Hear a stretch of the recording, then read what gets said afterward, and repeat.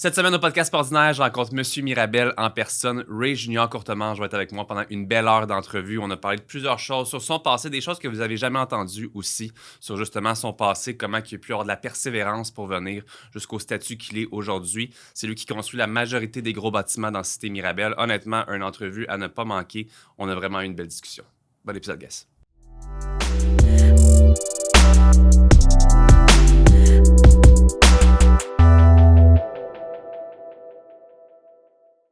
L'épisode d'aujourd'hui est une présentation de Mindblow Energy, qui est une super compagnie québécoise de boissons énergisantes à base de nootropics, qui sont des ingrédients pour augmenter vos facultés cognitives. Donc, on parle de concentration, énergie, focus, bonne humeur, motivation.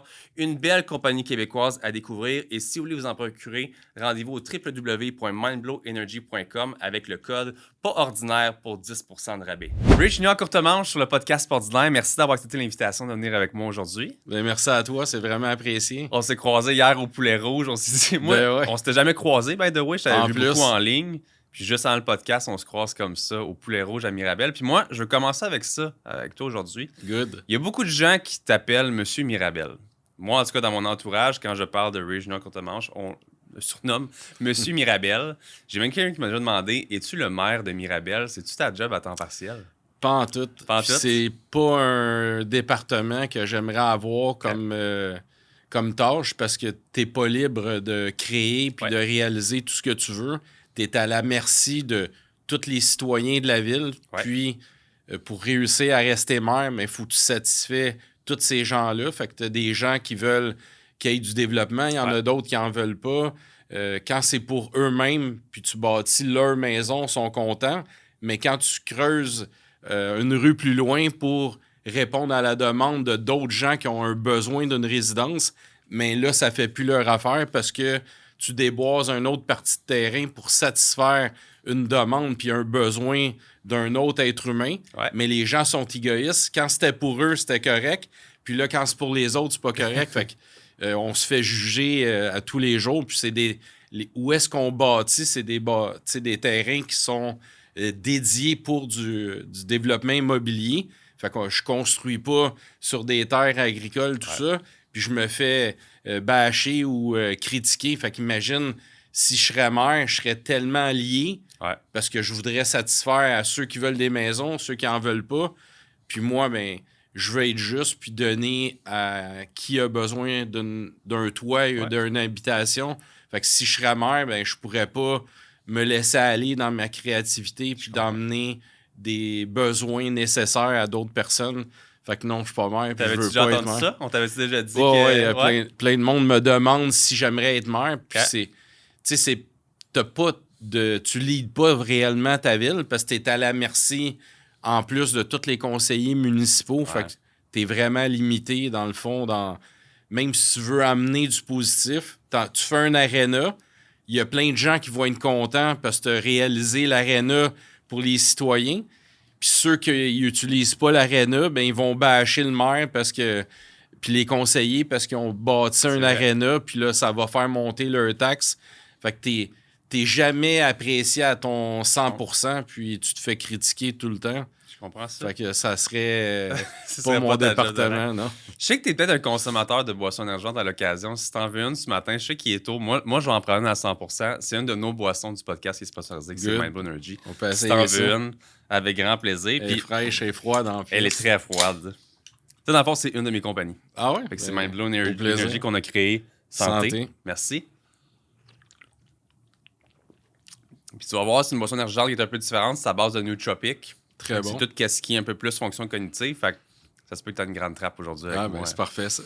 Pourquoi Mirabel? Moi, je suis quelqu'un qui réside à Saint-Janvier depuis quelques années. J'aime beaucoup le secteur. Je vois à quel point ça se développe. De ton côté, ça part d'où un peu, probablement, la passion pour l'immobilier? Ça vient d'où quand tu étais plus jeune? Puis pourquoi tu as choisi Mirabel?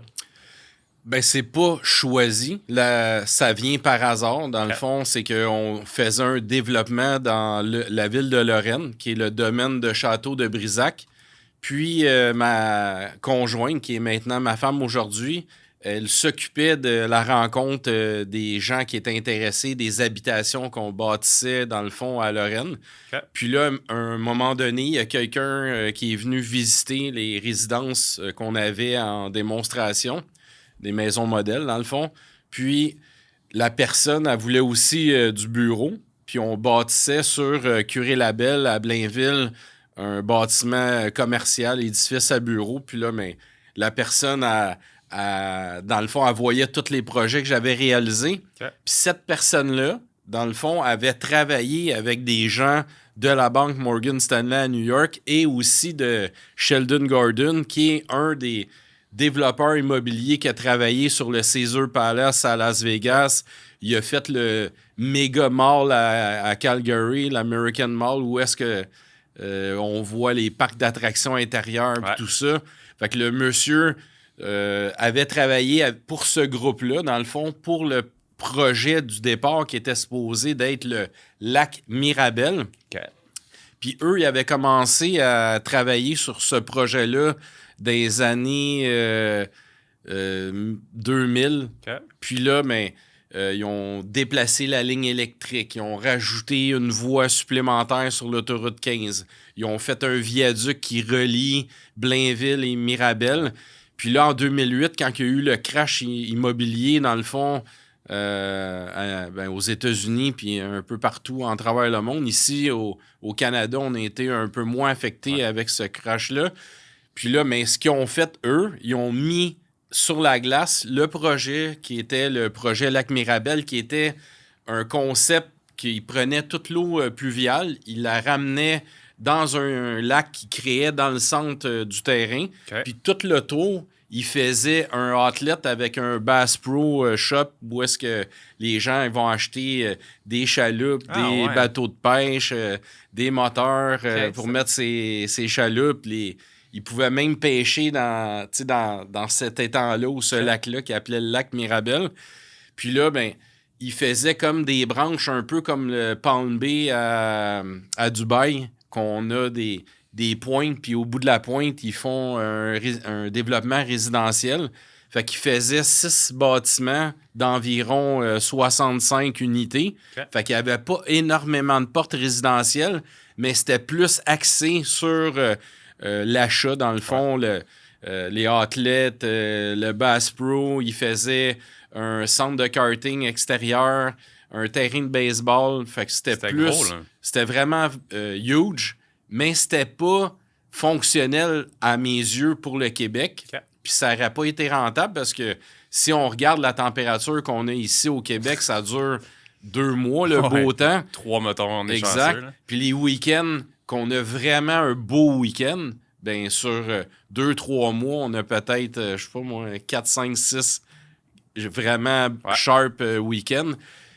Fait que là, ça faisait que le projet n'était pas rentable. Fait que là, moi, quand j'ai commencé à regarder ça avec les gens de la banque, mais je leur emmenais un nouveau concept que moi, je densifiais parce que l'environnement a besoin de densification parce que de l'étalement urbain, ce que ça fait, c'est que pour une maison, une famille, tu utilises 6 000 pieds carrés, admettons, de terrain ou 10 000 pieds carrés. Fait que ça crée encore plus de pollution, plus de déboisement, plus de rues, parce que là, pour mettre 20 maisons dans une rue, ça prend 1 kilomètre de rue, tandis que nous, dans 1 kilomètre de rue, on fait des bâtiments densifiés avec plein de services. Fait que là, on met plus de familles dans le même kilomètre. Fait que la ville, elle récupère plus de taxes, moins d'étalement urbain. Fait que là, je leur présente ce projet-là, ils trouvent ça excitant.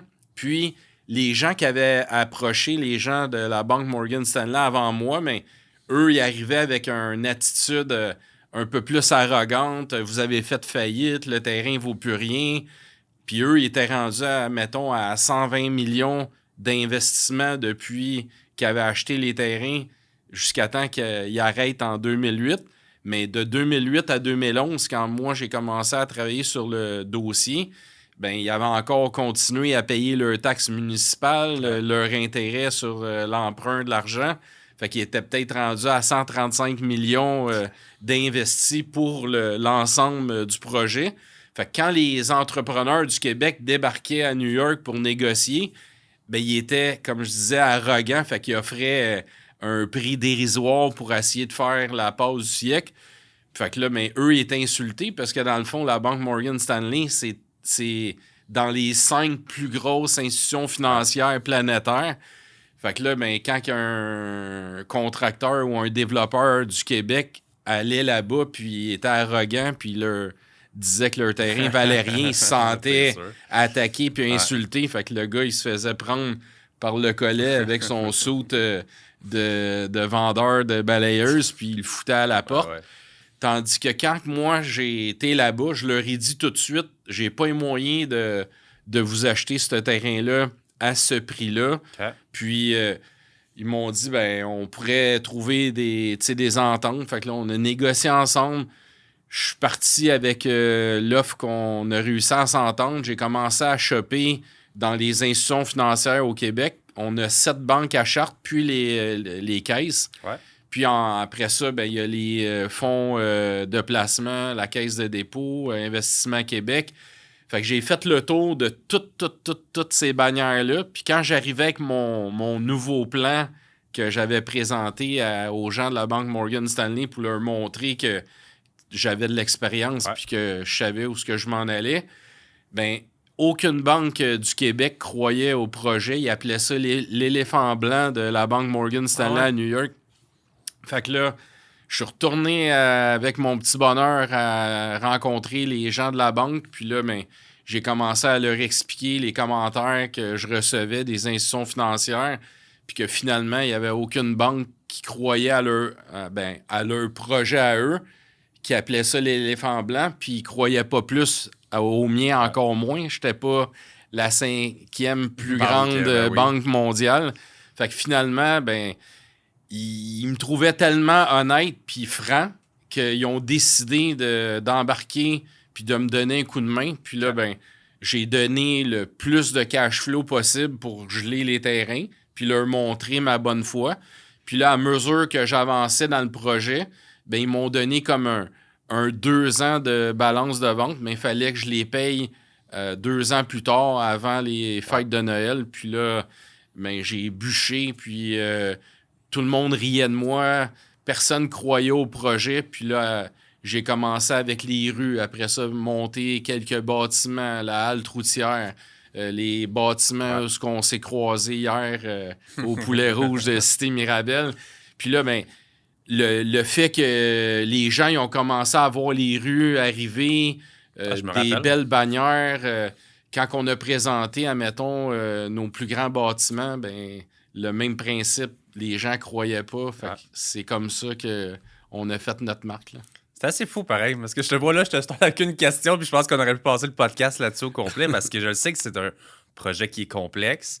Moi, de mon extérieur, je savais pas que c'était si complexe que ça. Fait que t'as quand même pris des assez gros risques pour te lancer dans tout ça. Moi, je me rappelle de quand j'étais plus jeune, je restais à Saint-Janvier un peu plus bas. Et je me rappelle des premières rues, les premiers condos avec occupation double. Comme je me rappelle de cette époque-là. Puis là, aujourd'hui... ça a vraiment explosé. Là, je veux dire, Mirabel est vraiment rendu, je sais pas comment on peut l'appeler, mais comme un gros tournant de la Rive-Nord pour tout ce qui est commercial.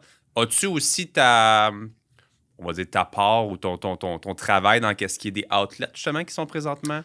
Ben, dans le fond, les outlets, je suis pas partenaire là-dedans, ni associé, puis c'est pas moi qui les ai construits, mais le fait d'avoir, comme tu dis, travaillé tellement fort, puis d'avoir fait autant de bruit, dans le fond, avec le projet, puis ça a attiré l'attention de ces grandes bannières-là. Puis c'est ce qui a fait que, justement, dans l'offre que j'avais le droit d'un offre de premier droit de refus, parce que j'avais pas tout payé les terrains. Puis là, ben, les gens de Premium Outlet, qui est Simons, Calloway, puis Smart Center, mais ils ont fait un offre que même avec mon délai d'1 mois pour accoter l'offre, mais j'étais pas capable de le payer au prix que moi, j'avais réussi à l'avoir. Je comprends. Puis là, finalement, mais tant qu'à me battre puis d'essayer de me stresser encore plus parce que j'avais déjà assez sur le dos avec tout ce que j'avais réussi à acquérir en pieds carrés de terrain. Là, c'était 15 millions de pieds carrés. Puis là, ben, ce 15 millions-là, en plus, il est construisible. Fait que c'est pas comme si tu achètes... Il y a des gens dans les années avant moi qui achetaient des terres agricoles de 15 millions de pieds carrés. Puis là, un coup que le ministère de l'Environnement a fait les analyses, mais ton 15 millions devient 7 parce qu'il y a plein de zones humides, il y a plein de restrictions, tu perds du terrain pour les rues, mais nous, c'était vraiment 15 millions constructibles. Fait que c'était vraiment un immense terrain. Puis là, ben, tant qu'à me battre avec ces gros joueurs-là, je me suis dit, pourquoi pas laisser aller? Puis en laissant aller cette grosse pointe-là, qui était quand même un gros morceau de quasiment 5 millions de pieds carrés, mais je me suis dit, ça va donner un signe à la société, à la population, que je n'étais pas si fou que ça, parce que les premium outlets, en travers la planète, il y a environ 80 premium outlets. Il y en a autant en Asie, il y en a aux États-Unis. Au Québec, il y en a seulement qu'un. Puis il est dans Cité Mirabel. Fait que ça prouve que j'avais pas eu un mauvais flair quand je me suis lancé là-dedans. Puis j'ai été comme all-in, comme on pourrait dire, les gens qui jouent au poker ou ils vont au casino, mais j'ai fait plus que all-in. J'aurais pu mettre ma vie en jeu puis faire une dépression si j'aurais planté. Parce que quand j'ai embarqué dans le projet de l'achat du terrain, mais j'avais ma compagnie de transport en vrac, ma compagnie de la pépinière, la compagnie de paysagement, ma compagnie de voitures exotiques. J'avais ma compagnie de production d'événements. J'ai tout vendu en totalité mes voitures que j'avais dans le concessionnaire.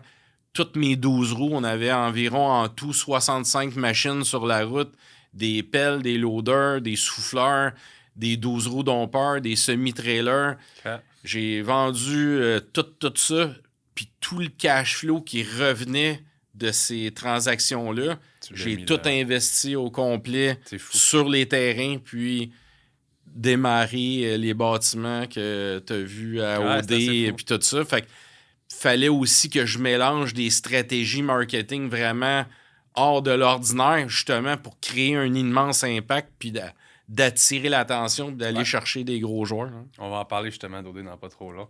Si je te parle, si on reste encore un petit peu dans le développement, j'ai vu que tu as un parc aquatique qui va se développer très bientôt. J'ai une petite fille de 3 ans qui m'en parle déjà tout le temps qu'on passe à côté. Ah ouais, c'est le fun.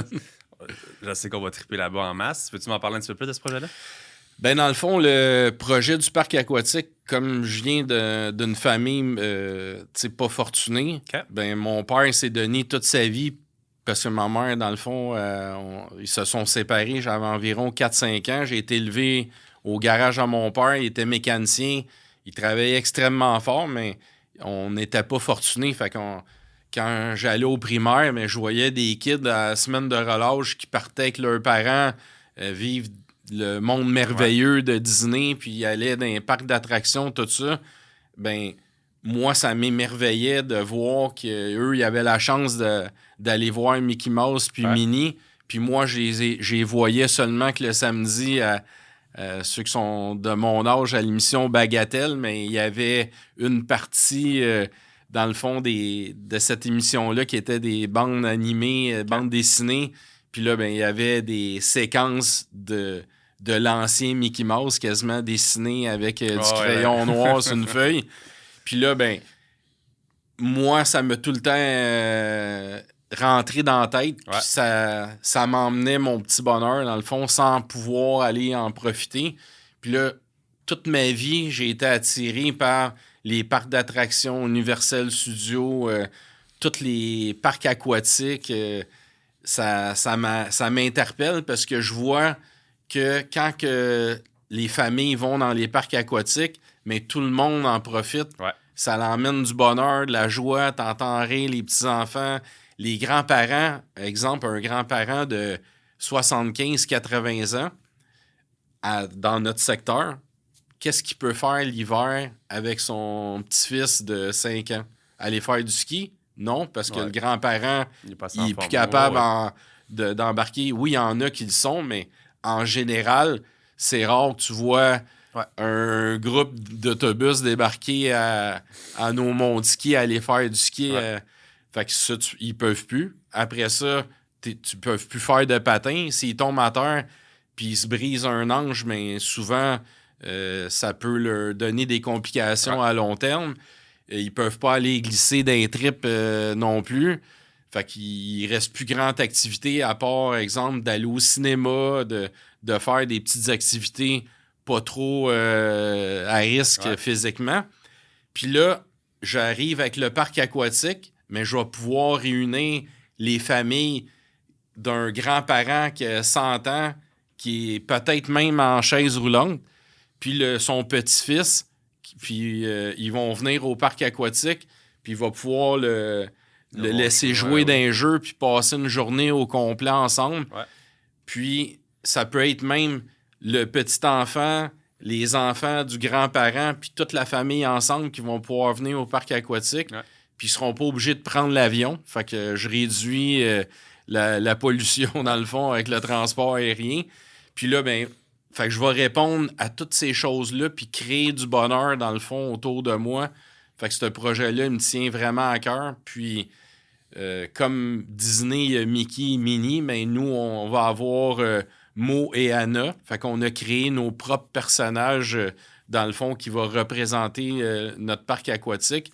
Fait que là, en ce moment, on a créé, dans le fond, notre première tortue, qui est une tortue bleue, qui est Mo. Okay. Puis, à mesure qu'on va pouvoir commencer à construire, puis on va partir notre parc aquatique, mais on a créé un thème avec Mo et Anna. Okay. Puis là, ben, Anna, à un moment donné, elle va arriver dans le parc aquatique parce que quand ils ont quitté Hawaï, parce qu'il y a la beach Moana à Hawaï, à Waikiki. Ouais.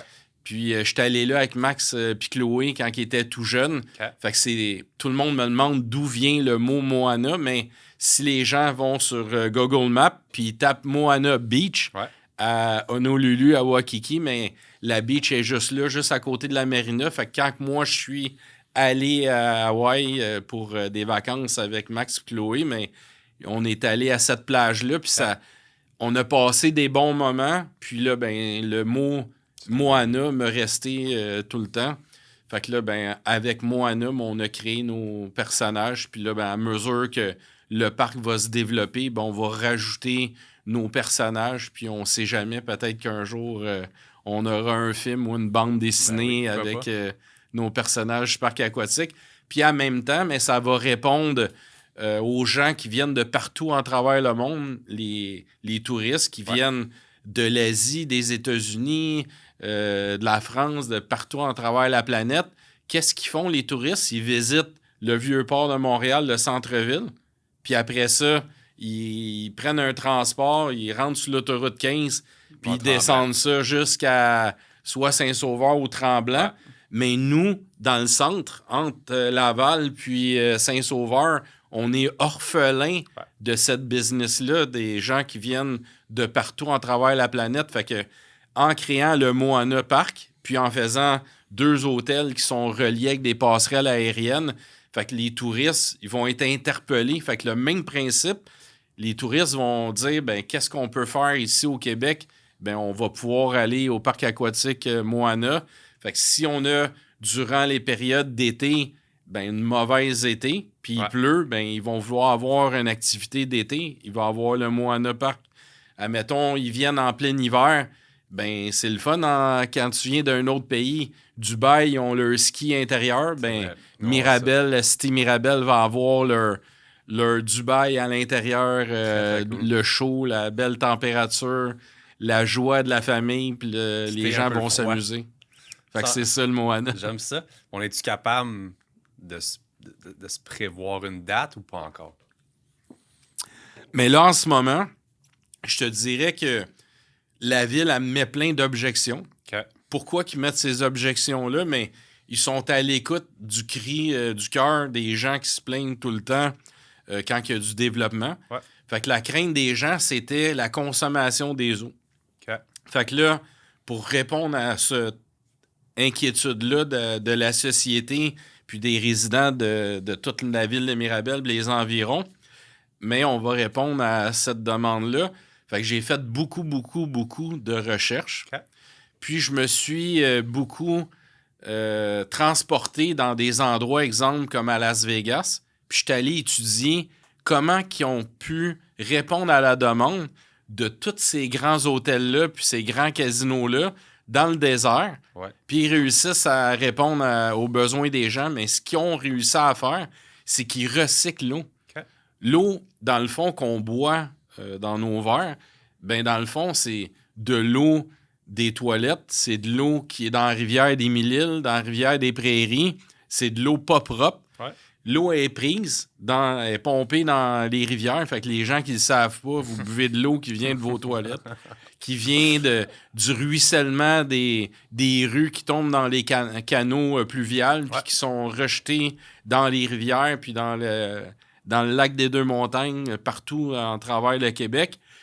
Puis les villes pompent l'eau dans ces étendues d'eau, filtrent l'eau, puis ils vous l'envoient dans votre robinet de la maison. Tandis qu'à Dubaï, la flush des toilettes, elle s'en va dans un centre qui est dans le bâtiment. Ils ont leur propre usine de filtration des eaux. Fait qu'ils filtrent l'eau usée. Puis après ça, ben, ils vous la renvoient pour que vous brossiez les dents avec. Fait que c'est pour ça que les gens ils ont les dents blanches. Parce qu'ils se brossent les dents avec l'eau de toilette. Fait que les gens, ils comprennent pas ça, mais à force d'avoir des objections, mais je trouve des solutions. Ouais. Puis là, finalement, dans le Moana Park, en dessous du bâtiment, on va avoir notre propre usine de filtration des eaux. Okay. Puis on va recycler, dans le fond, l'eau des bassins du parc aquatique, des glissades.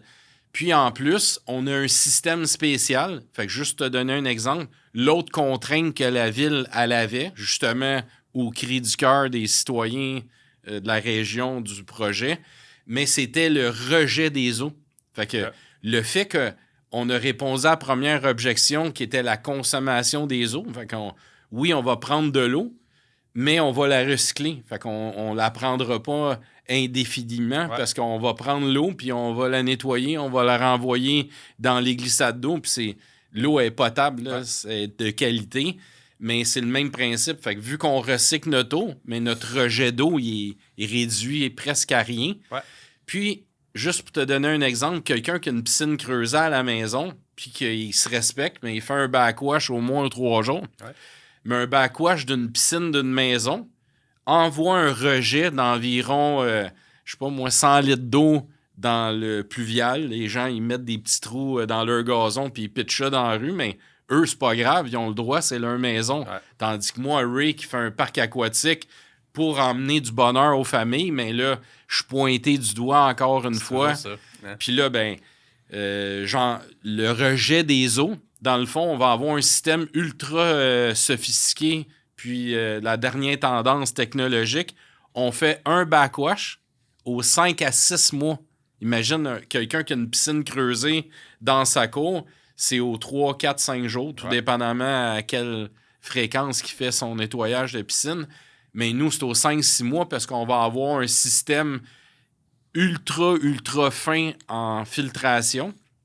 Puis, quand on va faire notre backwash aux 5-6 mois, on va rejeter seulement environ 700 litres d'eau. Ah ouais. Fait que ça, c'est aux 5-6 mois. Fait qu'imagine une toilette, quand que les gens ils ont des toilettes de l'ancienne génération, puis ils font une flush, c'est entre 4 et 5 litres d'eau.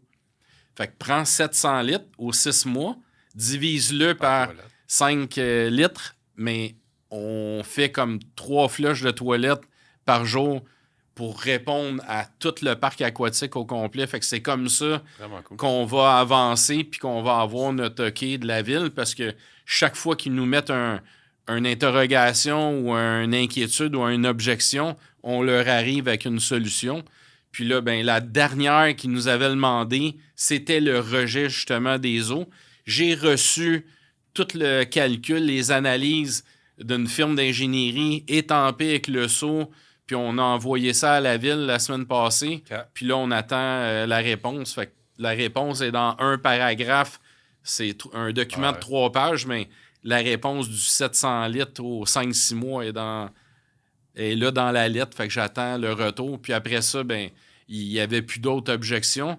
Puis le terrain qu'on a, qui nous appartient, est déjà zoné commercial Fait qu'on peut faire le projet. Là. On n'a pas de... Les rues sont faites, mais tu as vu hier, tu as circulé sur la rue.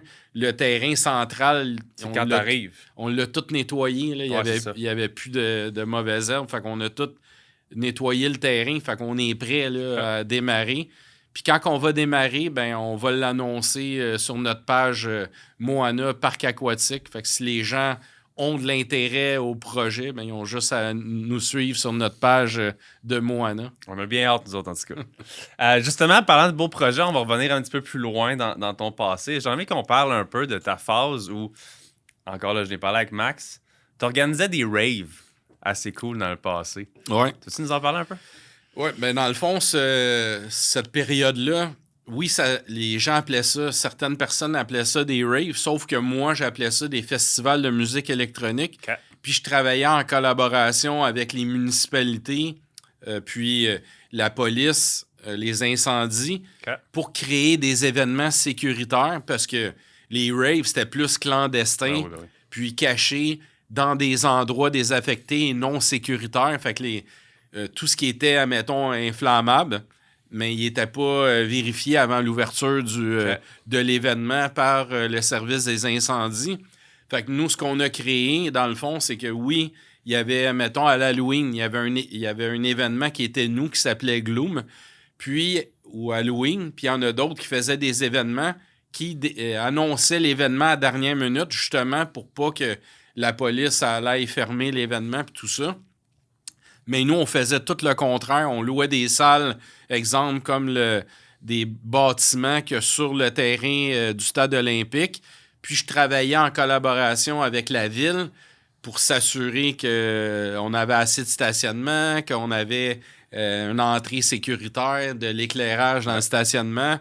Après ça, on arrivait dans le bâtiment. Mais là, tout le système, dans le fond, de cracheurs de feu, mais il fallait que ça soit des cracheurs de feu certifiés avec leur licence en pyrotechnie. J'envoyais leur certificat au service des incendies pour être conforme. Fait que là, avant l'ouverture du projet, quand on avait tout monté, notre setup de son, d'éclairage, les feux d'artifice intérieurs, les confettis, mais tout ça, fallait que ça soit sécuritaire et mufugé pour le feu. Fait que là, si, admettons, on avait les cracheurs de feu, ça prenait les certificats de conformité. Si on avait des feux d'artifice pyrotechnie intérieure, même chose, il fallait qu'ils soient accrédités par le service d'incendie. Si on avait des rideaux noirs, des fois, on met ça tout le tour de la salle, mais ça prenait des rideaux avec les mifugations anti-feu pour pas qu'il y ait quelqu'un malfaisant qui allume une allumette ou il pitche une cigarette, puis les rideaux se mettent à brûler dans la salle. Ça crée la zizanie, puis là, comme dans les films, puis là, le monde court partout, puis là, on a des décès. On voulait pas ça. Fait que tout était encadré et sécurisé. Puis le même principe avec la police. On avisait le département du secteur, la Sûreté du Québec, puis pour s'assurer justement que l'événement soit bien encadré côté sécurité. Puis là, ben, on faisait des événements. On n'a jamais eu un événement qui a été fermé. On n'a jamais eu de décès dans nos événements. On travaillait en collaboration avec la Croix-Rouge. Okay. Fait que dans nos bâtiments, on avait des salles, exemple, qui étaient utilisées pour d'autres fins, des classes ou quoi que ce soit. Puis là, on faisait quasiment comme un campement quand il y a soit une inondation ou un feu de forêt, puis là, les gens s'en vont dans un gymnase, puis là, ben, la Croix-Rouge est là pour répondre aux besoins des gens. Mais nous, on payait le frais de la Croix-Rouge à chaque événement, puis il était présent dans nos événements. Fait que si quelqu'un, durant la soirée, ça aurait pu être quelqu'un qui consomme trop d'alcool ou qui consomme de la drogue, puis qu'avec les lumières, mais ça les rend un peu perdus, puis ils peuvent s'évanouir, mais on était capable de répondre à ces gens-là pour s'assurer qu'on n'ait pas de gens qui soient décédés dans un événement quelconque pour un manque d'encadrement. Fait qu'on s'est assuré durant toutes les années qu'on a créé des événements, justement, d'avoir cette structure-là. Okay. Puis ça a fait que ça m'ouvrait des portes partout parce que j'ai même été faire des événements à Québec de 3 jours.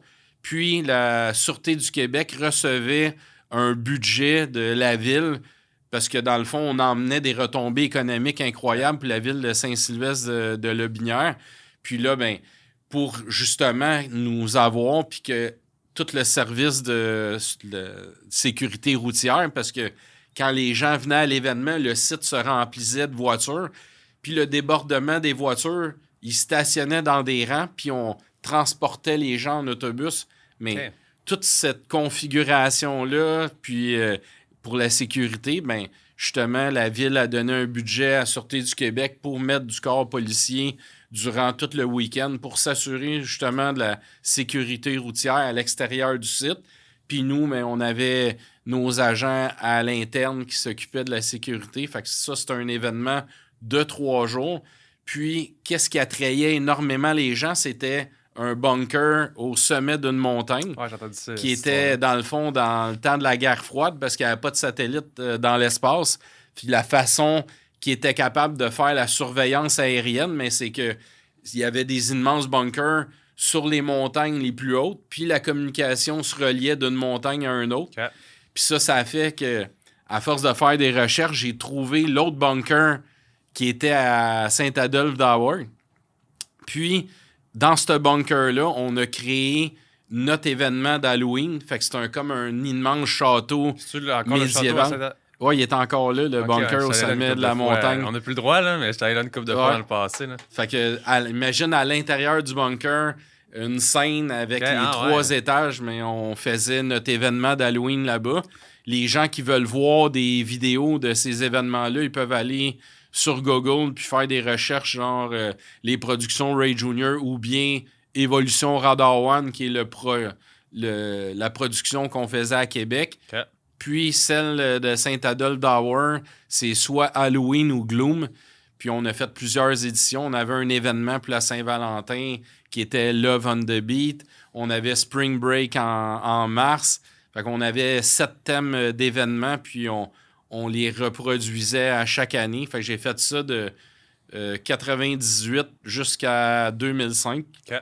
Puis là, après ça, j'ai arrêté parce que je trouvais que les gens, quand ils venaient dans les événements, ils se laissaient trop aller, puis ils consommaient, puis c'était pas dans mes valeurs. Puis là, ben, ça a fini par m'écœurer. Fait que j'ai arrêté, même si c'était très à la demande. Les gens aimaient nos événements.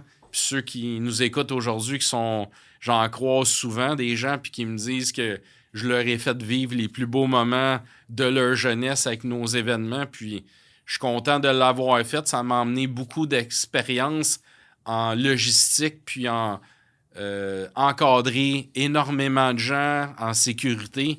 Puis c'est ça qui fait qu'aujourd'hui, on fait des immenses bâtiments. Puis tout ce qui est côté configuration, animation, service.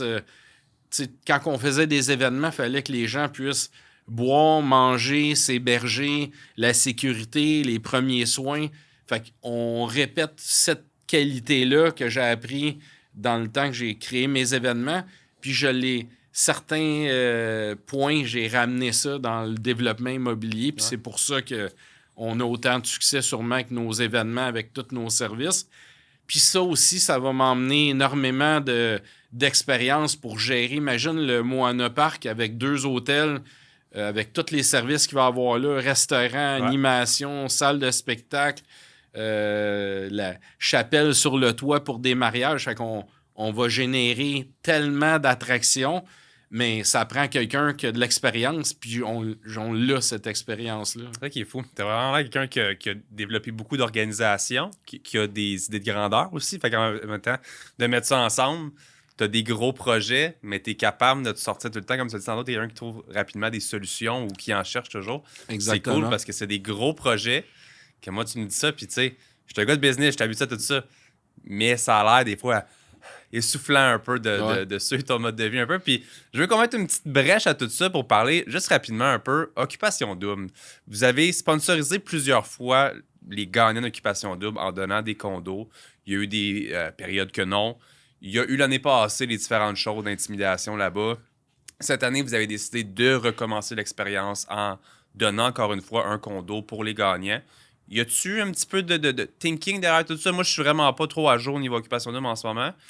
Toi, qu'est-ce que tu penses? Toi, qu'est-ce qui a été Qu'est-ce qui t'est passé derrière la tête pour relancer un petit peu l'idée de sponsoriser cette édition-là de cette année? Ben, de cette année, dans le fond, je connais très bien Julie Schneider, puis c'est une de ses productions. Okay. Puis elle a pris des bonnes décisions il y a peut-être les influenceurs n'aimeront pas ça, mais cette année, dans l'émission, il y avait personne de connu.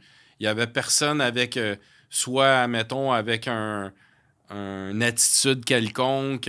C'était des gens qui sortaient comme nous d'un emploi, puis tout ça.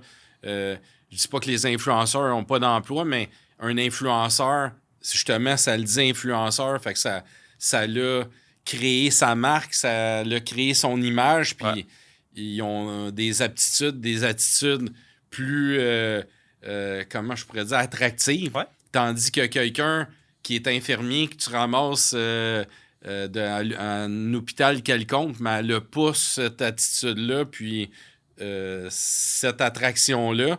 Fait qu'il fallait que ces gens-là se démarquent. Puis, je trouve que ça rapproche plus l'auditoire. C'est que l'auditoire qui a fait OD, c'est pas tous des influenceurs. Puis les gens veulent se retrouver, dans le fond, dans une émission. Et on le voit en ce moment. Puis on le voit, exact. Versus l'année passée ou les autres avant où il y a beaucoup de drama, cette année, c'en est beaucoup moins. C'est beaucoup plus le côté humain. Il y a les gens qui auraient pu chialer l'année passée de l'intimidation qui aujourd'hui vont chialer qu'il n'y a plus assez de drama. Exactement. D'un autre côté, je trouve qu'on est vraiment plus dans le côté humain en ce moment. Fait que, tu sais, en même temps, je comprends ton désir de vouloir, s'il y avait justement ces changements-là qui étaient demandés d'être apportés, de toi de juste te relancer dans l'expérience. Oui, parce que c'est le... Tu sais, il a créé autant de bisbées, mais c'est le public. Ouais. Puis là, ce qu'elle a fait, Julie, dans le fond, c'est répondre à ce que le public a crié fort. C'était qu'il ne voulait pas avoir d'intimidation, de drama, puis tout ça. Puis qui crée, dans le fond, c'est les gens qui sont en confiance, les gens qui ont de la drive, mais les influenceurs, ils ont tout ce côté-là. 100%. Puis ils veulent tout avoir... Tu sais, le roi de la montagne, mais ils veulent tous avoir le petit 1 pied carré puis être les seuls au sommet de la montagne. Ouais. Le plus de reach, le plus de likes, le plus de j'aime, le plus de partage. Tandis que la personne qui est menuisier puis qu'elle n'a pas justement d'Instagram populaire puis de Twitter puis qu'elle fait pas de la pub pour Mindblow puis elle fait pas de la pub Salvatore, mais elle a se vendre. Puis c'est pas des comédiens, c'est pas des gens qui sont confortables à faire des podcasts ou des pubs télé puis tout ça. Fait que justement, ils ont changé pour répondre à la critique. Puis là, comme tu dis, les gens critiquent qu'il y a l'inverse, qu'il n'y a pas assez de bisbées. Fait que c'est un peu comme moi dans le développement immobilier. Si je fais rien avec mes terrains, le monde, il me bitch parce que le Moana, il arrive pas. Ouais. Mais ils savent pas tous les risques que j'entreprends à bâtir cet immense projet-là. Puis toute la critique que j'ai inverse. Ouais. Parce que si le projet avance pas, c'est à cause qu'il y a du monde en arrière qui chiale, qui veulent pas le projet ou qui ont peur qu'il manque de l'eau, qu'on envoie trop d'eau usée dans le réseau de la ville. Puis là, t'as l'autre monde de l'autre bord qui chiale parce que j'ai pas encore construit le Moana Park. Fait que c'est pas facile de répondre à tout le monde, puis on le voit avec OD cette année. C'est toujours ça au final. Si on parle un peu justement, encore là, si tu veux en discuter, tu as eu toi-même une opportunité d'avoir, je vais bien le formuler, là, un voyage avec les filles d'OD dans le passé. Ouais. C'est qu'est-ce que je veux dire? Ouais. Tu veux-tu en parler un petit peu rapidement? Ouais, ben dans le fond, quand j'ai été avec la mère de Chloé puis Maxime, mais on s'est séparés, puis là, ben, j'étais célibataire, puis là, ben, j'ai été inscrit, dans le fond, au concours du célibataire le plus populaire d'Occupation Double. Okay. L'année exacte, je m'en souviens pas, mais ben, là, je me suis inscrit, puis finalement, le texte qu'il y avait, puis les partages qu'il y a eu, ben, j'ai gagné le concours. Okay. Puis là, ben, je suis parti pendant une semaine de temps avec... toutes les filles puis les gars d'OD. C'était comme le gagnant du concours avait un voyage avec la gang d'Occupation. Exactement. Fait que j'ai passé une semaine de temps, dans le fond, à faire la fête puis à m'amuser avec tout le monde d'OD. Puis on était invités dans plein de soirées, des restaurants, des discothèques, des bars, puis on n'a pas arrêté de la semaine. Fait que c'était une belle expérience. Très puis cool. je suis content d'avoir été choisi, dans le fond, par le public québécois pour être le célibataire le plus populaire du Québec. C'est vraiment très cool. Ouais, Justement, t'es un gars qui vit pas mal tes rêves, je pense, à 100%. T'as même fait un souper presque parfait aussi, je t'ai vu là-bas. Tu bâtis différentes choses, on va parler de ton livre dans un instant. T'as aussi une passion pour ce qui est NASCAR. Oui. T'as-tu été coureur NASCAR? Oui, bien sûr. On peut s'en parler un petit peu de ça? Mais le NASCAR, dans le fond, ça vient de mon enfance, encore une fois. Fait que mon enfance, elle a eu beaucoup d'impact sur moi, là, à force de s'en parler. Ouais. Je commence à avoir...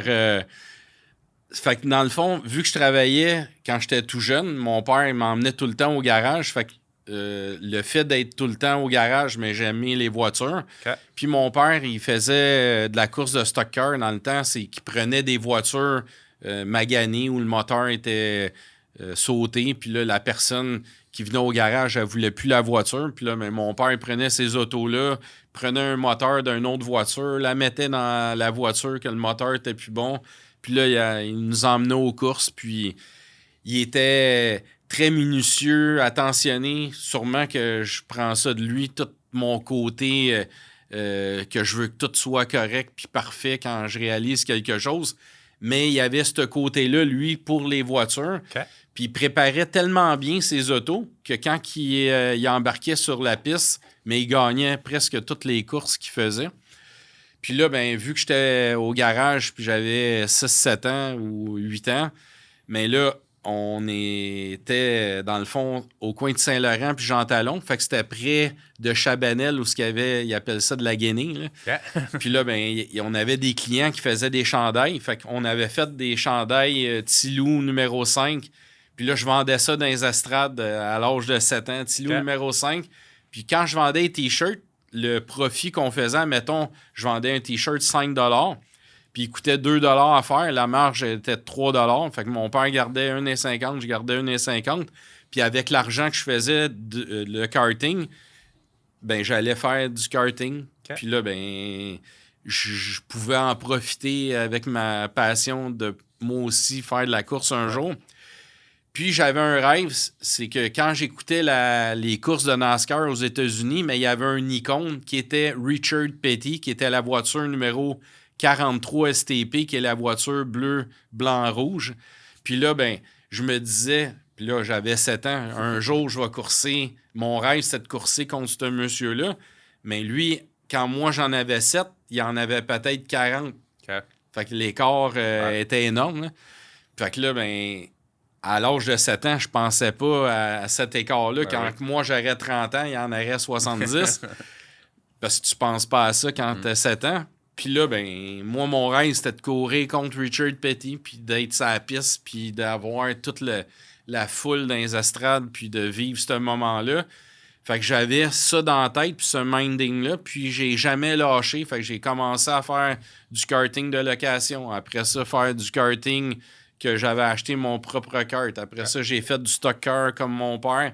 Puis là, ben, je voulais absolument avoir ma licence internationale de la FIA puis de NASCAR.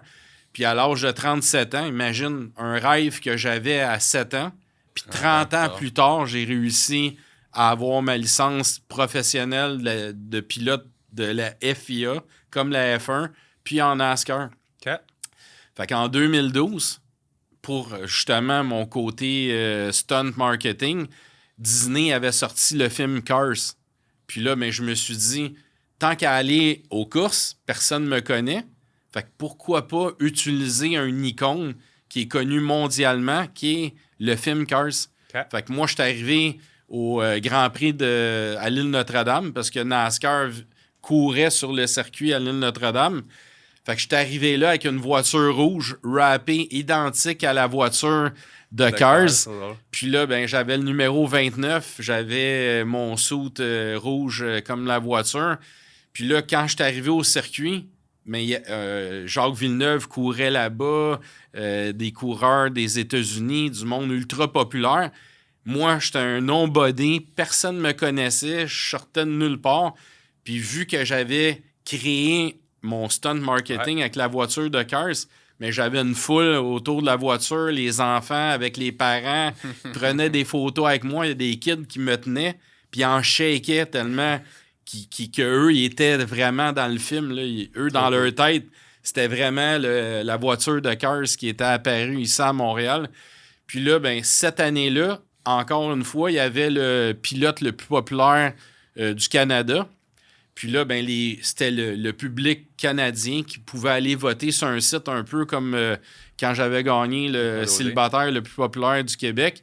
Mais là, j'ai gagné en 2012 le pilote le plus populaire au Canada. Okay. Puis j'avais jamais couru en NASCAR de ma vie. Puis j'avais même jamais fait un top 5, même pas un top 10. Okay. Puis j'ai gagné le pilote le plus populaire. Fait que c'est pas nécessairement d'être le gagnant puis sur le podium qui fait que tu peux être aimé du peuple puis du public, mais c'est qu'est-ce que tu fais autour, dans le fond, quelle personne que t'es comment avec le public, comme moi, quand un journaliste venait me voir, mais j'étais pas hautain puis caché dans ma roulotte en train de me faire les ondes, comme on voit en F1, tu sais, ils sont pas accessibles. Ouais. Puis moi, mais j'étais content de voir le monde puis qu'ils viennent tous me voir, j'étais émerveillé de ça.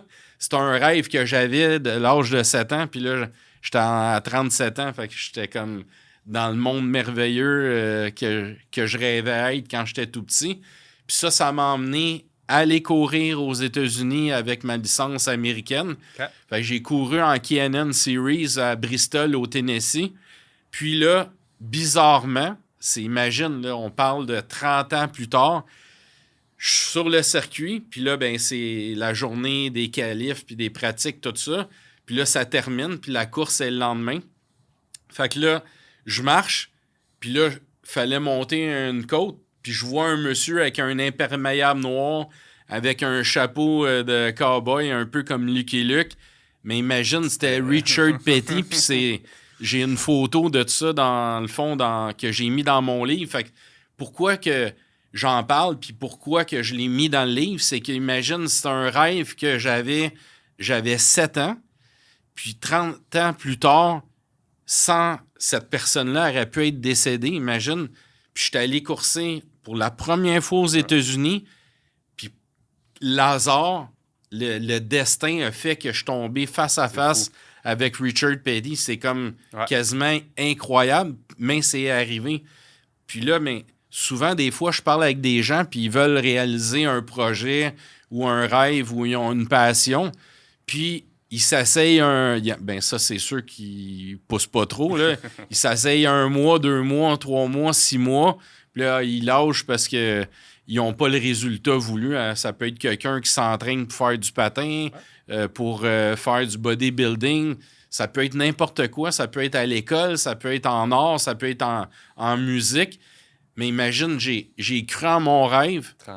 30 ans de temps, puis ça s'est réalisé après 30 ans. Imagine-toi là, comment il faut être persévérant dans la vie pour réussir à atteindre son but. Il y en a d'autres que ça leur arrive par hasard, ça tombe du ciel après 1 mois. Mais moi, ça a pris 30 ans avant que ça arrive. Fait que c'est le message, dans le fond, que je voulais passer aux gens. J'aime ça, j'adore ça. Je veux qu'on termine ensemble en discutant un peu de ton livre qui est devenu best-seller. Je l'ai vu sur Amazon récemment, qui est encore dans les tops. Qu'est-ce qui t'est venu derrière la tête de vouloir justement un petit peu biographier ta vie comme ça? Je veux dire, pour moi, je vais être honnête, je ne l'ai pas lu encore, mais c'est dans ma to-do list. Avec les enfants, j'ai de la misère à lire de ce temps-là, mais je voulais absolument le lire. Qu'est-ce qui est passé par la tête d'avoir l'envie d'écrire un livre sur ta vie comme ça? Le but du livre, dans le fond, c'est que pendant la pandémie, mais avec tous les réseaux sociaux aujourd'hui, les gens ils peuvent nous communiquer par Instagram, par Facebook, par LinkedIn, nos textos sur nos cellulaires, notre téléphone, nos courriels. Puis là, pendant la pandémie, justement, parce que je suis comme très exposé côté entrepreneur au Québec, mais je recevais des messages d'un peu partout, de toutes les plateformes de communication. Puis les gens, ils me demandaient comment que je voyais la pandémie, comment j'étais pour m'en sortir. Fait que là, j'arrivais pas à répondre à toutes ces demandes-là, même si on a une équipe à l'interne en marketing, on savait plus quoi répondre aux gens. Puis on n'avait pas le secret de la solution de la COVID. Même nous, on était dans l'incertitude, dans l'inconnu. Fait que là, ben, on avait nos mêmes problèmes que tout le monde a réglés, autant en immobilier que dans la finance, la gestion du personnel. On avait les mêmes stress que tout le monde.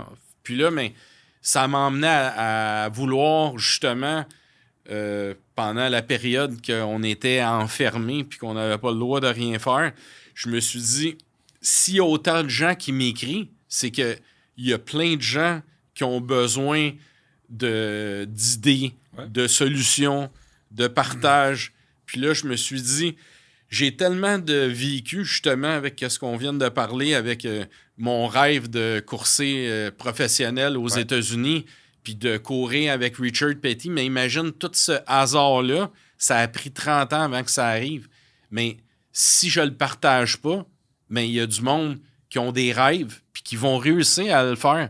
Mais si ils arrêtent après 6 mois puis que ça en aurait pris 7 mois et 2 semaines, mais ils étaient à 2 semaines de réaliser leur rêve. Fait que si, dans mon livre, je partage tout ce qu'on vient de parler, puis que quelqu'un lit le livre, puis voit que j'ai mis 30 ans de passion, d'effort dans l'entrepreneuriat, de mettre de l'argent de côté pour arriver à mon but, de cogner à des portes partout en travers le monde pour avoir un volant, de réussir à avoir ma licence, de me faire accepter dans le monde de NASCAR aux États-Unis, d'avoir ma licence de la FIA, parce que j'ai couru aussi en Formule Ford, puis j'ai fait le podium au Grand Prix du Canada juste avant qu'il y ait la course de la F1. Okay.